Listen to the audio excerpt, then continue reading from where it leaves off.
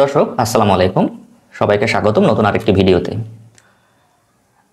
আমরা আসলে passive income, financial freedom, আর্থিক স্বাধীনতা এই বিষয়গুলো খুব কঠিন করে চিন্তা করি। মনে করি যে এর জন্য আমাদের কি যেন কি করতে হবে, এবং এগুলো হচ্ছে ইয়াং জেনারেশনদের তৈরি করা শব্দ। কিন্তু বিষয়টি কিন্তু মোটেও সেরকম না। আপনি আপনার অ্যাক্টিভ ইনকামের বাইরে আরেকটি সেকেন্ড লাইন অফ ইনকাম তৈরি করবেন। এর জন্য আপনাকে যে আবার নতুন করে একটা চাকরি করতে হবে, নতুন করে একটা বিজনেস করতে হবে, বিষয়টি কিন্তু সেরকম না। আমরা চিন্তা করি সেভিংস, আমরা ডিপিএস করি, আমরা এফডিআর করি, সঞ্চয়পত্র করি। সেগুলো কিন্তু এক অর্থে সেভিংস প্লাস ইনভেস্টমেন্ট, কারণ সেখান থেকে একটি আপনার রিটার্ন আসে। কিন্তু সেটা এত নগণ্য পরিমাণে রিটার্ন আসে, সেটা কিন্তু আপনার জীবনযাত্রাকে সহজ করার জন্য, যে আপনি চাচ্ছেন হয়তো আপনার বেতনের সাথে আরও কিছু অ্যাড হোক, সেই ক্ষেত্রে আপনাকে সেটা সঠিক পরিমাণে একটা রিটার্ন হয়তো দিতে পারে না। এখন আপনার হাতে কি খোলা আছে? আপনার হাতে খোলা আছে ইনভেস্ট করা। এখন আপনি কোথায় ইনভেস্ট করবেন? আমাদের সমাজে কি ইনভেস্ট করাটা খুব বেশি সহজ? আপনি চাইলেই কি একটা সুপার স্টোরে গিয়ে তার একটি মালিকানা নিতে পারবেন? আপনি চাইলে একটা ডায়াগনস্টিক ল্যাবের মালিকানা নিতে পারবেন, কিংবা আপনি একটা শেয়ারে গাড়ি নামাতে পারবেন। এই বিষয়টি কিন্তু খুব বেশি সহজ না। কিংবা ইনভেস্টিংয়ে যার একটা পথ রিয়েল এস্টেট, আপনি বাড়ি কেনা, আপনি হচ্ছে যে ফ্ল্যাট কেনা কিংবা জমি কেনা, এগুলো কিন্তু খুব সহজ না, এবং এর জন্য একটি বড় অঙ্কের টাকা প্রয়োজন। তো আপনার হাতে কি বাকি থাকে? আপনি কি করতে পারেন যেটা আপনি ঘরে বসে করতে পারেন উইদাউট হ্যাসেল, কোনো প্রেশার না নিয়ে, কোনো যেটা আপনি হাতের মোবাইল থেকে আপনি কোনো ঝামেলা ছাড়াই যেটা করতে পারেন, সেটা হচ্ছে আপনি শেয়ার মার্কেটে ইনভেস্ট করা। শেয়ার মার্কেটে ইনভেস্ট করা হচ্ছে সবচেয়ে সহজ একটি বিনিয়োগ সারা পৃথিবীতে এবং আমাদের দেশেও।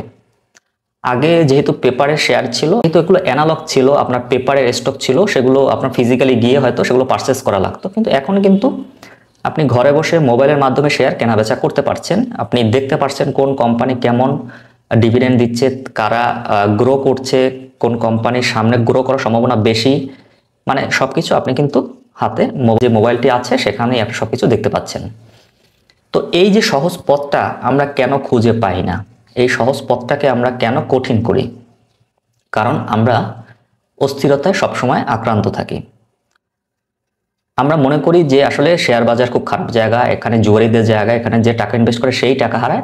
আমরা সবসময় শুনি যে টাকা হারায় তার আত্মচিৎকার, কিন্তু যে টাকা গেইন করে তার যে তৃপ্তি, তার যে আনন্দ, তার যে সেলিব্রেশন, সেটা কিন্তু সে প্রকাশ করে না, সেটা সে গোপন রাখে, এবং সেই সাফল্যটা কিন্তু আমরা দেখতে পাই না।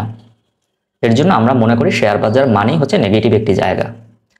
কিন্তু শেয়ার বাজারই কিন্তু আপনাকে দীর্ঘমেয়াদে আর্থিক স্বাধীনতা দিতে পারে, যদি আপনি সঠিক শেয়ারটা নির্বাচন করতে পারেন, চিন্তা ভাবনা করতে পারেন, এবং এর উপরে আপনি যদি একটু পড়াশোনা বাড়াতে পারেন।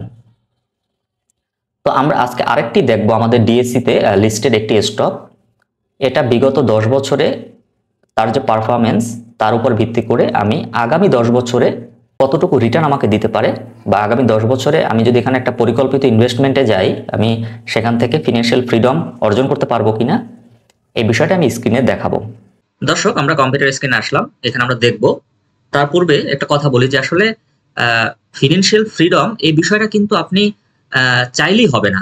এর জন্য আপনার একটা সার্টেন টাইম আপনাকে দিতেই হবে, আপনার ধৈর্য ধারণ করতে হবে, সেটা কমপক্ষে 10 বছর। আপনি যদি অস্থির থাকেন যে আমি আজকে ইনভেস্টিং শুরু করলাম, আগামী 6 মাসে গিয়ে আমি হচ্ছে যে ফিনান্সিয়ালি ফ্রি হয়ে যাব, আমার একটা ভালো প্যাসিভ ইনকামের পথ তৈরি হবে, এটা কিন্তু খুব অসম্ভব একটি ব্যাপার। কিন্তু আপনি যদি নির্দিষ্ট একটি সময় দেন, 10 বছর কিংবা 12 বছর, আপনি যদি একটু প্ল্যান করেন, আপনি যদি একটু ক্যালকুলেশন করেন, আপনি যদি স্টক নিয়ে পড়াশোনা করেন, তখন কিন্তু আপনার এটা 100% নিশ্চিত বলা যায় যে আপনি এখান থেকে একটি ভালো প্যাসিভ ইনকামের পথ খুঁজে পাবেন। তো আমরা আসলে যেটা লং টার্মে যে বিষয়টা আমরা পাই, মানুষ হিসাবে আমাদের সবারই সেটার প্রতি একটা অনাগ্রহ থাকে। আমরা দীর্ঘমেয়াদে কোনো কিছু নিয়ে চিন্তা করতে পারি না। কিন্তু আপনি যদি চিন্তা করেন যে আপনি এই যে অ্যাক্টিভ ইনকামটি করছেন বর্তমানে, এটা করতে গিয়ে আপনার কিন্তু বছরে এই অ্যাক্টিভ ইনকামের পথটি খুঁজে পেতেই কিন্তু আপনার 30টি বছর চলে গেছে। তো আপনি কেন আশা করেন যে পরবর্তী যে আপনার ইনকাম সোর্স, সেখানে আপনি কোনো অ্যাক্টিভ পার্টিসিপেশন দিবেন না, আপনি পরিশ্রম দিবেন না, কিন্তু সেটা রাতারাতি হয়ে যাবে? এটা কিন্তু কখনো সম্ভব নয়। আপনার অ্যাক্টিভ ইনকামের জার্নি আর প্যাসিভ ইনকামের জার্নির ভিতরে পার্থক্যটা হচ্ছে অ্যাক্টিভ ইনকামের জার্নিটা আপনার অনেকটা পথ আপনি পার হয়ে আসছেন, প্রায় 25 থেকে 30 বছর, এবং এখানে আপনি অনেক পরিশ্রম করতে হয়েছে, আপনার পড়াশোনা করতে হয়েছে, পরীক্ষা দিতে হয়েছে, চাকরির জন্য পরীক্ষা, মানে আপনার একটি যুদ্ধ পার হয়ে আসতে হয়েছে। কিন্তু প্যাসিভ ইনকাম এখানে আপনার কাছ থেকে কিছু সময় চেয়ে নিবে, কিন্তু তার বিনিময়ে সে কখনো বলবে না যে আমার জন্য সারা দিন রাত তুমি খাটো, আমার জন্য সারা দিন রাত পড়াশোনা করো। এই বিষয়টি হচ্ছে যে প্যাসিভ ইনকামের ক্ষেত্রে একটা ইন্টারেস্টিং ফ্যাক্ট, যে আপনি ইনভেস্ট করবেন এবং হচ্ছে আপনি ধৈর্য ধারণ করে থাকবেন। আপনি ইনভেস্ট করবেন, আপনি রেগুলার বেসিসে ইনভেস্ট করবেন, এবং আপনি, এটাই হচ্ছে প্যাসিভ ইনকামের সৌন্দর্য, যে আপনি শুধু রেগুলার বেসিসে ইনভেস্ট করে যাবেন এবং আগামী 10 বছর পরে আপনি কিন্তু আপনার মুক্তিটা পেয়ে যাবেন, আপনি আপনার আর্থিক যে স্বাধীনতা বা আর্থিক মুক্তি সেটা খোঁজ পেয়ে যাবেন। তো আমরা দর্শক দেখি যে এখানে কি বলা হয়েছে। আসলে আমি শুরুতে বলেছিলাম যে আমরা একটি স্টক নিয়েছি, যে স্টকটি 10 বছর ধরে যে পরিমাণ তারা লভ্যাংশ দিয়েছে সেটা হতে পারে ক্যাশ, সেটা হতে পারে বোনাস স্টক। আমি নিজের মতো করে কোনো কিছু এখানে তৈরি করিনি। এই স্টকটিতে আপনি যদি 2015 সাল থেকে বিনিয়োগ করা শুরু করতেন, প্রতি মাসে 1000 শেয়ার করে কিনতে থাকতেন, প্রতি বছর 12,000 শেয়ার, তখন আপনি, এবং এরকম করতে করতে আপনি 2025 সালে এসে দেখতেন যে আপনার বিশাল একটি পোর্টফোলিও হয়ে গেছে, এবং এখান থেকে মাসে আপনার প্রায় 1.5 লক্ষ টাকার মতো ইনকাম, 1.5 লক্ষ টাকার মতো আপনার ইনকাম জেনারেট হচ্ছে। বিষয়টি অনেকটা অবিশ্বাস্য মনে হচ্ছে, কিন্তু আমাদের সমস্যাটা কি, বাঙালিদের সমস্যা আমরা হচ্ছে যে সবকিছু অনেক দেরিতে জানতে পারি। আমরা আসলে মনে করি যে সবকিছু আমাদের চোখের সামনে থাকবে, আমরা সেখান থেকে বেছে নেব, কিন্তু না, পথ কিন্তু খুঁজে নিতে হয়। সেটা হতে পারে আর্থিক পথ, কিংবা সেটা হতে পারে সাফল্যের পথ। আজ থেকে 10 বছর আগে স্টক মার্কেট ছিল না? অবশ্যই ছিল। আজ থেকে 20 বছর আগে, 30 বছর আগেও ছিল। তো সেখানেও তো ইনভেস্টর ছিল, কেউ লস করেছে, কেউ গেইন করেছে। তো আমরা যদি আজ থেকে 10 বছর আগে এটা খোঁজ পেতাম, হয়তো 2025 সালে এসে মাসে 1.5 লাখ টাকা না করলেও মাসে হয়তো 50,000 টাকা তৈরি করার মতো একটি পথ আমরা হয়তো খুঁজে পেতাম। যাই হোক, এখন সেটা নিয়ে আফসোস করে লাভ নাই। এখন আমরা চিন্তা করব যে হারে এই কোম্পানিটি বিগত 10 বছর ধরে তার বিনিয়োগকারীদের লভ্যাংশ দিয়ে আসছে, আগামী 10 বছরও যদি তারা এভাবে লভ্যাংশ অব্যাহত রাখে, তো আমি 2034 সালের ভিতরেই কিন্তু আমার ফিনান্সিয়াল যে গোল সেটা আমি অর্জন করে ফেলতে পারবো, এবং এটা খুবই সম্ভব।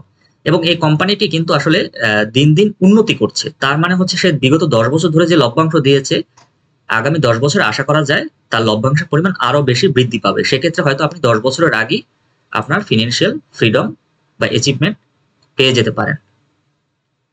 তো এরকম স্টক আপনাদের খুঁজে বের করতে হবে। আমি স্টক আজকে এটা নাম না বলি, আমি জাস্ট এটা প্রাইস রেঞ্জ বলবো। এটা বর্তমানে প্রায় 27 টাকা 26 টাকার মাঝামাঝি ঘোরাঘুরি করছে, এবং এটার 52 উইকস লো হচ্ছে 18 টাকা, এবং 52 উইকস হাই হচ্ছে 27 টাকার মতো। এবং এটা আরেকটি ব্যাংকিং স্টক। তো বলতে পারেন যে ব্যাংকিং স্টকটি আপনি ভিডিও বানান কেন? আমাদের দেশে ব্যাংক কিন্তু আমাদের ফিনান্সিয়াল সেক্টরে একটা বড় মার্কেট প্লেয়ার, এটা মানতেই হবে। আপনি খারাপ ব্যাংকের উদাহরণ না টানলেই হয়। এখানে ভালো ব্যাংকগুলো কিন্তু প্রচুর পরিমাণে তারা প্রফিট করছে, এবং দিনকে দিন তাদের প্রফিটের মাত্রা বেড়ে যাচ্ছে। আর একটি ব্যাংকের সুবিধা কি, এই কোম্পানিটি আপনার হুট করে বন্ধ হয়ে যাবে না, কোম্পানিটি রাতারাতি বন্ধ হয়ে যাবে না, আপনার এখানে লসের সম্ভাবনা খুব কম। এবং যে ব্যাংকগুলো দীর্ঘদিন ধরে সুনামের সহিত ব্যবসা করে আসছে, সেগুলো তো আগামী 20 বছর 30 বছর 50 বছরে বন্ধ হওয়ার কোনো প্রশ্নই আসে না। তো এখানে আপনার ইনভেস্টিং অনেকটাই নিরাপদ, সম্পূর্ণটাই নিরাপদ আমার মনে হয়। তো এর জন্য আমি ব্যাংকিং স্টকটা পছন্দ করি। আর এরা আরেকটি সুবিধা কি, এরা হচ্ছে যে স্টক ডিভিডেন্ড দেয়, সাথে ক্যাশ ডিভিডেন্ড দেয়। আমাদের শেয়ার মার্কেট প্রায় 400-র উপরে স্টক আছে, তো অনেকেই হচ্ছে স্টক ডিভিডেন্ড দেয়, ক্যাশ ডিভিডেন্ড দেয়, কিন্তু সবগুলোর উপর তো আসলে ভরসা করা যায় না। যেগুলো ফান্ডামেন্টাল কোম্পানি সেগুলোর উপরেই আপনি আসলে বিনিয়োগ করবেন। এখানে তো আরেকটি ব্যাংকের আমি উদাহরণ নিয়ে আপনাদের দেখাচ্ছি, যেখানে দেখেন আমি মূলত আমাদের টার্গেট 2025 সাল থেকে 2034 সাল এর ভিতরে আমি ইনভেস্টিং করে কিভাবে আমি ফিনান্সিয়াল ফ্রিডম অর্জন করব সেটা আমি দেখাবো। এবং এখানে দেখেন, এটা ডাটাটা নিয়েছি আমি 2015 সাল থেকে। 2015 সাল থেকে তারা কি পরিমাণ লভ্যাংশ দিয়েছে। 2015 সালে তারা দিয়েছে 0% স্টক ডিভিডেন্ড, ক্যাশ ডিভিডেন্ড দিয়েছে 20%, মানে প্রতি শেয়ারে 2 টাকা করে। তারপর 2016 সালেও তারা কোনো স্টক ডিভিডেন্ড দেয়নি। 2016-তে তারা ক্যাশ দিয়েছে 2 টাকা করে পার শেয়ার, এবং 2017-তেও তারা সেমই রেখেছে, কোনো স্টক ডিভিডেন্ড দেয়নি। কিন্তু 2018-তে গিয়ে তারা 2% স্টক দিয়েছে এবং ক্যাশ দিয়েছে সেম 20%। 2019-এ গিয়ে তারা স্টক একটু বেশি দিয়েছে 23% এবং ক্যাশ দিয়েছে 7%। 2020-এ গিয়ে 12.5% স্টক এবং 12.5% তারা ক্যাশ দিয়েছে। 2021-এ তারা 14% স্টক এবং 14% ক্যাশ। 2022-এ গিয়ে তারা সেম 14%। 2023-এ গিয়ে 12.5% স্টক ডিভিডেন্ড এবং 17.5% ক্যাশ ডিভিডেন্ড।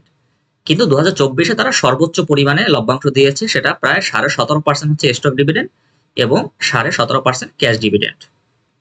আপনারা হয়তো অনেকে বলতে পারেন যেটা একটা ইবিএল স্টক নিয়ে কথা বলছি, কিন্তু আমি মোটেও ইবিএল স্টক নিয়ে কথা বলছি না, আপনারা খোঁজ নিলেই দেখতে পাবেন। তো এখানে ক্যাশ ডিভিডেন্ড আমি যদি এটা গড় করি, প্রায় তারা প্রতি বছর 16% করে তারা ক্যাশ দিয়েছে, মানে প্রতি শেয়ারে 1 টাকা 6 পয়সা করে 60 পয়সা করে, এবং স্টক দিয়েছে তারা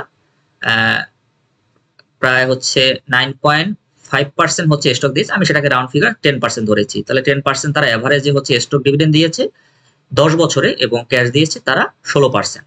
এই হিসাবটা আমাদের পরবর্তীতে লাগবে, সেটা আমরা দেখব। তো এই হচ্ছে 10 বছরের হিসাব। তো এই 10 বছরটাকে আমরা 2025 সাল, এখন যেহেতু আমরা 2034 সাল পর্যন্ত এই রেটে রেখে আমরা ক্যালকুলেশন করব যে আসলে কি পরিমাণ রিটার্ন এখান থেকে জেনারেট হয়, এবং আমরা আগের থিওরিটি অ্যাপ্লাই করব। আমরা প্রতি মাসে 1000 করে স্টক কেনার চেষ্টা করব, বছরে 12,000 স্টক যেন আমরা কিনতে পারি। তখনই শুধুমাত্র আমার এই যে আজকের যে মানে আমার হিসাবটা সেটা মিলবে। কিন্তু আপনি কোনো মাসে 1200 বা কোনো মাসে 1000, কোনো মাসে 800 এভাবে কিনলে কিন্তু হিসাবটা একটু অন্যরকম হয়ে যেতে পারে। তো আমি হিসাবের সুবিধার্থে আমি প্রতি মাসে 1000 শেয়ার এবং প্রতি বছর 12,000 শেয়ার কনস্ট্যান্ট ধরে আমি হিসাবটা করব। আর এখানে আমি প্রাইসটা নিয়ে আপনাদের একটু বলি যে আমি কত করে আসলে হিসাব করব, যেহেতু প্রাইস আপ ডাউন করে। এটা যেটা বলেছি যে 52 উইকসে তার হচ্ছে লোয়েস্ট হচ্ছে 18 টাকা এটা পাওয়া যায়, এবং ডিভিডেন্ড ডিক্লারেশনের আগে পরে প্রায় 30 টাকার কাছাকাছি চলে যায়। তো আমি 2025 সালে যখন আমি কিনবো তখন সেটাকে আমি 20 টাকা করে প্রাইস ধরেছি। আমি একটু কম প্রাইসে কিনবো, 18 টাকা যেহেতু লোয়েস্ট আমি 20 টাকা ধরেছি, 20 টাকা, এবং আমি প্রতি বছর 2 টাকা করে বাড়াবো। যেমন এবছর 2025 সালে আমি যদি 20 টাকা করে কিনি বা বছরে 12,000 শেয়ার, পরের বছর আমি 22 টাকা করে কিনবো 12,000 শেয়ার। এভাবে যে প্রাইসটা আসে সেই প্রাইসটাই আমি অ্যাড করব। এরকম করে 2025-এ 20 টাকা, 2026-এ 22 টাকা, 2027 সালে হচ্ছে যে 24 টাকা, 2028 সালে হচ্ছে 26 টাকা, 2029 সালে 28 টাকা, 2030 সালে 30 টাকা। তারপর আমি প্রাইস আর বাড়াবো না, যেহেতু এটা 30 টাকার ভিতরেই হচ্ছে মোটামুটি থাকে। হিসাবে সুবিধার্থে আমি পরবর্তী যে বছরগুলোতে 34 সাল পর্যন্ত সবগুলোতে আমি সর্বোচ্চটাই ধরেছি 30 টাকা করে আমি এই শেয়ারটা কিনবো। কিন্তু আপনি চাইলে কিন্তু এই শেয়ারটা 20 টাকা 18 টাকা কিনতে পারতেন। আমি একটু বাড়িয়ে ধরেছি। সর্বোচ্চটা ধরলে হয় কি আপনার মার্জিন অফ সেফটিটা একটু বেশি থাকবে। এটা কিন্তু আপনি সবসময় যে 30 টাকা করে কিনতে হবে এমন না, আপনি 25 টাকা করেও কিনতে পারেন, 23 টাকা করেও কিনতে পারেন, কিন্তু আমি হিসাবে সুবিধাতে বাড়িয়ে ধরেছি যাতে আমার এখানে কি বলা যায় যে মার্জিন অফ সেফটিটা একটু বেশি থাকে। তো আমি 2025 সালে 12,000 শেয়ার কিনেছি 20 টাকা করে, তাতে আমার খরচ গেছে 2,40,000 টাকা, এবং এই যে 2,40,000 12,000 শেয়ার পেয়েছি, আমি ওই বছর কোনো স্টক ডিভিডেন্ড হয়তো পাইনি, মানে 2025 সালে স্টক ডিভিডেন্ড পাবো না। ক্যাশ ডিভিডেন্ড 20%, মানে 2 টাকা করে আমি ক্যাশ ডিভিডেন্ড পাচ্ছি। 2 টাকা করে ক্যাশ ডিভিডেন্ড পেলে আমার 12,000 শেয়ারে হয় আমি 24,000 টাকা। তো 24,000 টাকা দিয়ে আমি সেম 20 টাকা রেটে আমি আবার শেয়ার এখানে কিনবো। তাহলে 24,000 টাকায় যদি 20 টাকা করে আমি শেয়ার কিনতে চাই, আমি এক্সট্রা 1200 শেয়ার আমি এখানে কিনতে পারি। তো আমার 12,000 আগের শেয়ার এবং এক্সট্রা আমি 1200 শেয়ার কিনলাম, আমার মোট 13,200 শেয়ার পোর্টফোলিওতে জমা হলো 2025 সালের শেষে গিয়ে। এখন এই 13,200 শেয়ার আমি 26 সালে আমি জার্নি শুরু করলাম। এর সাথে আমি আরো 12,000 নতুন করে শেয়ার কিনে আমার মোট শেয়ার হলো 25,200। আমি এখানে কিনেছি 22 টাকা করে প্রতিটি শেয়ার। ওই যে নতুন 12,000 শেয়ার সেটা 22 টাকা করে কিনে আমার খরচ হয়েছে 2,64,000 টাকা। 2026 সালেও আমি কোনো স্টক ডিভিডেন্ড পাবো না, ক্যাশ ডিভিডেন্ড আমি 20 টাকা পাবো, মানে 2 টাকা করে পাবো পার শেয়ারে। তো আমার শেয়ার সংখ্যা ছিল 25,200টি, তো আমি 2 টাকা করে পেলে আমার ডিভিডেন্ড ইনকাম আসে ক্যাশ যেটা, সেটা 50,400 টাকা। এই 50,400 টাকায় আমি এখন আবার শেয়ার কিনবো, মানে 22 টাকা করে কিনবো, যেহেতু এটা 20 টাকা করে কিনেছিলাম, আমি বলেছি 2 টাকা করে বাড়িয়ে কিনবো। 22 টাকা করে আমি শেয়ার কিনলে এই 50,400 টাকা আমি প্রায় 2290টি শেয়ার পাই। তো আমার আগে শেয়ার ছিল 25,200টি শেয়ার, এর সাথে আমার যোগ হবে মানে যেটা আমি কিনেছি 2290টি শেয়ার, টোটাল হচ্ছে 27,490টি শেয়ার আমার পোর্টফোলিওতে আছে। এটা গেল 2026 সালের শেষে। এখন 2027 সালে আমার জার্নি শুরু করলাম আমি 27,490টি শেয়ার নিয়ে, সাথে আমি নতুন করে আরো 12,000 শেয়ার কিনবো, এবং আমার এখানে কস্টিংটা হবে 24 টাকা করে। 24 টাকা করে 12,000 শেয়ারের দাম হয় 2,88,000 টাকা। এবং 2027 সালেও আমি কোনো স্টক ডিভিডেন্ড পাবো না, আমি এখানেও ক্যাশ ডিভিডেন্ড পাবো 20%। এবং এখানে আমার কোনো স্টক গেইন নাই, আমি এখানে শুধুমাত্র ক্যাশ পেয়েছি, যেহেতু 2 টাকা করে আমার স্টক হচ্ছে টোটাল 39,490টি, তাকে 2 দ্বারা গুণ করলে হয় 78,980 টাকা। এতগুলো টাকা কিন্তু আমি 2027 সালে গিয়ে পাওয়া শুরু করেছি ইয়ারলি 78,000 টাকা। এই 78,000 টাকা আমি আবার শেয়ার কিনবো, এবং এই শেয়ারটা আমি কিনবো আরো 2 টাকা বাড়িয়ে, এখানে কিনেছিলাম 22 টাকা, এখানে কিনবো 24 টাকায়। 24 টাকায় কিনলে আমি 78,980 টাকায় প্রায় 3,290টি নতুন শেয়ার পাচ্ছি। তো আমার শেয়ার সংখ্যা দাঁড়ালো গিয়ে এখানে 42,780টি। আমার ছিল 39,490, সেখানে আমার নতুন শেয়ার যোগ হয়ে গেল 42,480টি। এটা হচ্ছে আমার 2027 সালের শেষে গিয়ে আমার পোর্টফোলিওতে শেয়ার জমা হয়েছে। এখন এর সাথে আমি আর নতুন 12,000 শেয়ার কিনে আমার 2028 সালে জার্নিটা কমপ্লিট করব। নতুন 12,000 শেয়ার যোগ করলে আমার এখানে 54,780টি শেয়ার হয়। এই যে নতুন 12,000 শেয়ার কিনলাম, সেটা তো আরো বেশি প্রাইসে কিনবো আমরা, 26 টাকা করে। তো তার ক্রয় মূল্য হবে 3,12,000 টাকা। এবং এখানে কোম্পানি আমাকে 2% স্টক দিয়েছে, এবং এখানে 20% তারা ক্যাশ দিয়েছে। তো আমার শেয়ার হচ্ছে টোটাল 54,780টি। তার 2% যদি আমি স্টক ডিভিডেন্ড পাই, আমি এখান থেকে বোনাস শেয়ার পাই হচ্ছে 1,095টি। আর 2 টাকা করে যেহেতু আমাকে তারা লভ্যাংশ দিয়েছে নগদ, সেই 2 টাকা করলে আমার নগদ টাকা আসে 1,09,560 টাকা। 1,09,560 টাকা দিয়ে আমি আবার নতুন করে শেয়ার কিনবো, যে রেটে আমি এখানে 12,000 শেয়ার ক্রয় করে যে রেটে এখানে আমি 12,000 শেয়ার ক্রয় করেছিলাম, সেই রেটেই আমি এখানে এই 1,09,560 টাকা শেয়ার কিনে আমার নতুন শেয়ার হবে 4,213টি। আর আমি স্টক যেটা গেইন করেছিলাম 2% থেকে, সেটা হচ্ছে যে 1,095। এই দুটি মিলিয়ে আমার হয় প্রায়, আচ্ছা এই দুটি মিলিয়ে আমি হিসাব করেছি, সাথে আমার যে আগের শেয়ার ছিল যে 54,780, সব মিলিয়ে আমার প্রায় 60,088 শেয়ার হয়। সব মিলিয়ে আমার প্রায় 60,088টি শেয়ার আমার পোর্টফোলিওতে জমা হয়। এখানে আমি একসাথে দেখিয়েছি, যেহেতু এখানে আলাদা আর ঘর করিনি। আমি হচ্ছে যে টাকা আমি নগদ লভ্যাংশ পেয়েছি, সেখান থেকে আমি কিনেছি 4,213টি শেয়ার, আর আমি হচ্ছে স্টক ডিভিডেন্ড পেয়েছি 1,095টি। আর সাথে আমার আগের যে এক্সিস্টিং যে শেয়ার ছিল 54,780টি, সব মিলিয়ে আমার প্রায় 60,088টি শেয়ার পোর্টফোলিওতে জমা হয় 2028 সালের শেষে গিয়ে। এখন 2029 সালে আমি আরো 12,000 শেয়ার কিনলে আমার টোটাল শেয়ার হয় 72,088টি শেয়ার হয়। আমি 12,000 শেয়ার কিনেছি, এবং 2 টাকা করে বাড়িয়ে আমার এখানে কত টাকা করে কস্টিং পড়েছে, এটা যদি 20 টাকা হয় 22, 24, 26, এখানে 28 টাকা করে যেহেতু কিনেছি, আমার কস্টিংটা একটু বেশি পড়েছে, 3,36,000 টাকা পড়েছে 12,000 শেয়ার কিনতে। এখন 2029 সালে গিয়ে কোম্পানি আমাকে 23% স্টক ডিভিডেন্ড ঘোষণা করলো, এবং ক্যাশ ডিভিডেন্ড দিল 7%। তো মোট 30% তারা লভ্যাংশ দিল। তো এখন আমার শেয়ার হচ্ছে 72,088টি। আমার এটার যদি 23% আমি স্টক ডিভিডেন্ড পাই, সেখানে আমি বোনাস স্টক পাচ্ছি হচ্ছে 16,580টি। বোনাসই পাচ্ছি 16,580টি শেয়ার, আর ক্যাশ পাচ্ছি হচ্ছে 7%, মানে 0.07%। সেখান থেকে আমার নগদ টাকা আসে 5,046 টাকা। এটা দিয়ে আমি ওই যে 28 টাকা করে আমি আরো কিছু শেয়ার কিনবো, 180টি শেয়ার পাবো। এই 180টি শেয়ার হচ্ছে আমি নতুন কিনেছি, আমি কোম্পানি থেকে পেয়েছি 16,580টি। এই সব কিছু যোগ করে সাথে 72,088টি শেয়ার, এই সব যোগ করার পরে আমার পোর্টফোলিওতে 88,848টি শেয়ার জমা হয়েছে। এটা হচ্ছে 2029 সালে গিয়ে। এখন 30 সালে গিয়ে আমার এই যে 88,848টি শেয়ারের সাথে আমি আরো 12,000 শেয়ার যোগ করেছি, এবং এটা প্রতিটা শেয়ার আমি কিনেছি 30 টাকা করে। আমার 3,60,000 টাকা কস্টিং পড়েছে, বেশি কস্টিং পড়েছে। এবং আমার শেয়ার সংখ্যা ছিল 1,08,48টি। এবং 2030 সালে কোম্পানি 12.5% তারা স্টক দিয়েছে, 12.5% তারা ক্যাশ দিয়েছে। তার 12.5% স্টকে আমি পেয়েছি কত? 12,606টি শেয়ার পেয়েছি।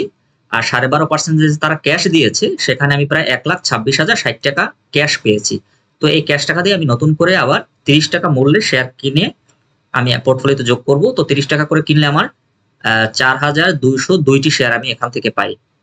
আর এখানে পেয়েছি 12,000, আর আমার আগে ছিল 1,08,48টি। সব মিলিয়ে আমার শেয়ার সংখ্যা দাঁড়ায় 1,17,656টি। 1,17,656টি 2030 সালের শেষে। দেখেন এখানে আপনি ক্যাশ ডিভিডেন্ড পেয়েছেন হচ্ছে 1,26,000 টাকা, অনেক ক্যাশ ডিভিডেন্ড পেয়েছেন। তো যাই হোক, এখন আমরা 2031 সালে গিয়ে দেখি যে আমার কোম্পানি 14% তারা স্টক দিয়েছে, 14% ক্যাশ দিয়েছে, এবং এখানে আরো 12,000 শেয়ার আমি নতুন ক্রয় করেছি 3,60,000 টাকা দিয়ে। এবং সব মিলিয়ে আমার 2031-এ গিয়ে আমার শেয়ার সংখ্যা দাঁড়ায় 1,53,857। তারপর হচ্ছে 2032-ও তারা সেম 14% তারা ডিভিডেন্ড ঘোষণা করে। 32 সালে গিয়ে আমি আমার পোর্টফোলিওতে জমা হয় 1,96,816টি শেয়ার। তারপর 33 সালে গিয়ে তারা 12.5% হচ্ছে স্টক দিয়েছে এবং ক্যাশ ডিভিডেন্ড দিয়েছে 1 টাকা 75 পয়সা করে প্রতি শেয়ারে। 33 সালে গিয়ে আমার মোট শেয়ার সংখ্যা হয় 2,47,098টি। এবং দেখেন এখানে আপনি কিন্তু ডিভিডেন্ড পেয়েছেন প্রায় 3,65,000 টাকা ডিভিডেন্ডই পেয়েছেন। এবং এটা দিয়ে কিন্তু আপনার সবগুলো শেয়ার আবার নতুন করে কিনতে হবে 30 টাকা মূল্যে, না হলে হিসাবটা মিলবে না। 2,47,098টি শেয়ার আপনার হয়ে গেছে। এবং ফাইনাল ইয়ার যেটা 2034 সালে আমি আরো 12,000 শেয়ার কিনবো 30 টাকা মূল্যে, 3,60,000 টাকা খরচ করে। সারা বছর ধরে কিনবো, একবারে না। তো এখানে আমার প্রায় শেয়ার সংখ্যা হলো 2,59,098টি। এবং আমি ধরে নেব যে 34 সালে কোম্পানিটি 17.5% স্টক এবং 17.5% ক্যাশ ডিভিডেন্ড তারা ঘোষণা করবে। তো হিসাব নিকাশ করে আমি আমার আলটিমেট যে পোর্টফোলিও যে শেয়ার সংখ্যা সেটা হচ্ছে 3,19,554টি শেয়ার আমার পোর্টফোলিওতে 2034 সালের শেষে গিয়ে জমা হবে। এখন দেখেন দর্শক, আপনি তাহলে টোটাল 10 বছর ইনভেস্ট করলেন 32,40,000 টাকা। এই যে শেয়ারগুলো আপনি কিনলেন প্রথম বছরে যে 2,40,000 এরকম কিনতে কিনতে 20 টাকা করে, 22 টাকা করে, 24 টাকা করে, 30 টাকা করে। এখন আপনি এই জায়গায় সবগুলো তো 30 টাকা করে কিনেছেন, এখানে যদি আপনি 22 টাকা করে কিনতে পারেন, 18 টাকা করে কিনতে পারেন, সেটা কিন্তু আপনার এই কস্টিংটা আরো কমিয়ে দেবে। কিন্তু আমি বেশি বেশি বাড়িয়ে ধরেছি, তাতেই আমার 32,40,000 টাকার ইনভেস্টমেন্ট এখানে শো করছে। আর এখানে ডিভিডেন্ড থেকে ক্যাশ পেয়েছেন আপনি 16 লাখ টাকা। তাহলে 32 থেকে 16 লাখ গেলে তো 16 লাখ টাকা থাকে। তো আপনার আসলে কিন্তু কস্টিংটা অনেক কম পড়ে যায়। কিন্তু এই 16 লাখ টাকা তো আপনি খরচ করেননি, এটা আপনি পুনরায় ইনভেস্টমেন্ট করেছেন। তো এই ইনভেস্টমেন্ট করার কারণে দেখা যায় আপনার হচ্ছে যে শেয়ার সংখ্যা বেড়ে গেছে, এবং আপনি বোনাস শেয়ার মানে যে ক্যাশ টাকা পেয়েছেন সেখান থেকে আপনি কিনে কিনে প্রায় 56,000 টাকা কোম্পানি যে আপনাকে লাভ দিয়েছে সেখান থেকে শেয়ার কিনে আপনি 56,000 শেয়ার কিনে ফেলেছেন। তো সব মিলিয়ে আপনার শেয়ার সংখ্যা হলো 3,19,554 টাকা। আর আপনি বিনিয়োগ করেছেন 32,40,000 টাকা। এখন এই যে 3,19,554টি শেয়ার এর বর্তমান মূল্য ওই সময় 2034 সালের শেষে গিয়ে যদি আপনি 30 টাকা করে ধরেন, যেহেতু একটা 52x এর হাইতে প্রাইসের একটা রেট থাকে, 30 টাকা করে ধরলে আপনার প্রায় 95,86,000 টাকার মতো আপনার পোর্টফোলিওর ভ্যালু তৈরি হয়ে যায়। প্রায় কোটি টাকার কাছাকাছি একটা পোর্টফোলিও হয়ে গেছে 10 বছরে। দেখেন দর্শক, এই স্টকটা কিন্তু ইভিএল এর চেয়ে অনেক স্ট্রং ডিভিডেন্ড আপনাকে দেওয়ার কারণে, এবং আপনি একসাথে হচ্ছে দুটি অস্ত্র ব্যবহার করেছেন। দুটি অস্ত্র মানে হচ্ছে আপনি স্টকটাকেও আবার রিইনভেস্ট করেছেন এবং আপনি যেটা ক্যাশ পেয়েছেন সেটাকেও আপনি আবার রিইনভেস্ট করেছেন।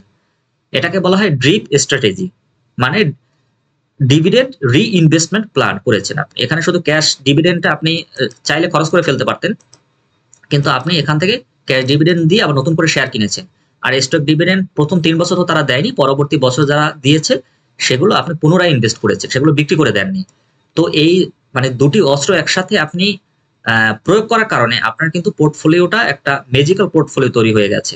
প্রায় 95,86,620 টাকার একটি পোর্টফোলিও হয়ে গেছে, এবং এটা কিন্তু আরো বেশি বাড়তে পারতো যদি আপনি এখানে 30 টাকা করে এগুলো না কিনে আরো কম টাকায় কিনতে পারতেন, তখন শেয়ার সংখ্যা আরো বাড়তো এবং পোর্টফোলিও দেখা যায় কোটি টাকার অবশ্যই উপরে চলে যেত। যাই হোক, আমরা এতটুকুই সন্তুষ্ট থাকি যে সর্বোচ্চটা নিয়ে হিসাব করে, তাহলে আমাদের মার্জিন অফ সেফটিটা একটু বেশি থাকবে। এখন আমরা এখানে টোটাল শেয়ার হচ্ছে 3,19,554টি, আমরা ইনভেস্টমেন্ট করেছি 32,40,000 টাকা, ক্যাশ ডিভিডেন্ড আমরা পেয়েছি 16 লাখ টাকা, এবং আমরা কিছু বোনাস শেয়ার যেটা কিনেছি প্রতি বছর সেটা হচ্ছে 56,458 টাকা। এটা হচ্ছে আপনাদের ওভারঅল সিনারিও। এখন এখান থেকে আপনি আর কোনো ইনভেস্টমেন্ট করবেন না, পরবর্তী বছর থেকে আপনি ফিনান্সিয়ালি ফ্রি হয়ে গেছেন, এবং কত টাকা আপনি প্রতি বছর জেনারেট করতে পারবেন সেটা আমরা দেখি। আমরা হচ্ছে আমাদের যে শেয়ার সংখ্যা 3,19,554টি, এখানে আমরা এখন পরবর্তী বছর থেকে কত পার্সেন্ট আমরা কোম্পানি আমাদের দিবে সেটা আমরা একটা ধারণা করছি। যে আমি 10 বছরের যে স্টক ডিভিডেন্ড দেওয়ার রেকর্ড সেটাকে আমি এভারেজ করে আমি আগেই দেখিয়েছি যে সেটা 9.55 হয়, সেটাকে আমি রাউন্ড ফিগার ধরেছি 10%, আর ক্যাশ ডিভিডেন্ড হয় 1.6, মানে প্রতি শেয়ারে 1 টাকা 60 পয়সা করে। তার একটু বেশি হয়, আমি একটু কমিয়ে ধরেছি। তো এভারেজে এটা ধরেছি, এর চেয়ে বেশি হতে পারে, আপনার এটা 17.5 হতে পারে, এটা 17.5 হতে পারে, এটা 20 হতে পারে, এটা 10 হতে পারে, কিন্তু এভারেজ ধরেছি হিসাবে সুবিধার্থে। যদি বেশি হয় তখন তো আপনার ইয়ারলি ইনকাম আরো বেড়ে যাবে। তো কিছুটা তো আনসার্টেনটি থাকবে, এটাই হচ্ছে ইনভেস্টিং এর মজা, যে আপনি হিসাব করবেন কিন্তু তারপরেও কিছু অনিশ্চয়তা থেকে যাবে, কিন্তু এমন ভাবে হিসাব করতে হবে, এমন ভাবে ক্যালকুলেটিভ রিস্ক নিতে হবে যাতে আপনার রিস্কের মাত্রাটা কম থাকে এবং আপনার যে এক্সপেক্টেড রিটার্ন সেটা আপনার চিন্তার কাছাকাছি হয়। তো দেখেন, আমরা প্রতি বছর 1 টাকা 6 পয়সা করে আমরা হচ্ছে যে পার শেয়ারে আমরা নগদ পাচ্ছি, তাহলে আমাদের শেয়ার সংখ্যা দিয়ে যদি গুণ করি প্রায় 5,11,000 টাকা আমি শুধুমাত্র ক্যাশই পাবো প্রতি বছর এখান থেকে। আর আমি যদি 10% স্টক ডিভিডেন্ড তারা আমাকে দেয়, সেটা যদি আমি আমার শেয়ার সংখ্যাকে 10% দিয়ে গুণ করি এবং সাথে প্রতিটি শেয়ার যদি আমি বিক্রি করে দিতে চাই 30 টাকা মূল্যে, তখন আমি এখান থেকে প্রায় 9,54,000 টাকা প্রতি বছর এখান থেকে পাবো, যদি 10% তারা ডিভিডেন্ড দেয়। এখানে যদি তারা 17.5% ডিভিডেন্ড দেয় তখন তো এর মানে সংখ্যা আরো বেড়ে যাবে, তখন তো এই টাকার পরিমাণ আরো বেড়ে যাবে। সেই হিসাবে যাচ্ছি না, আমরা অল্পতেই সন্তুষ্ট থাকছি, 10% করে তারা দিচ্ছে, এবং আমি 30 টাকা করে যখন এটা আমার ইয়ারে যখন সর্বোচ্চ লেভেলে যাবে শেয়ার প্রাইসটা, তখনই আমি বিক্রি করব। তো আমি নগদ পাচ্ছি 5,11,286 টাকা, আর হচ্ছে আমি স্টক বিক্রি করে পাচ্ছি 9,58,662 টাকা।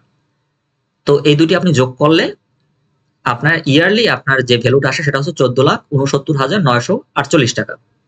এটাকে আপনি 12 দ্বারা ভাগ করলে আপনার মাসিক ইনকামটা আসবে সেটা প্রায় 1,22,495 টাকা, এবং আপনি সেটাকে যদি 30 দ্বারা ভাগ করেন তখন প্রতিদিন ডেইলি আপনার ইনকাম হবে 4,083 টাকার মতো।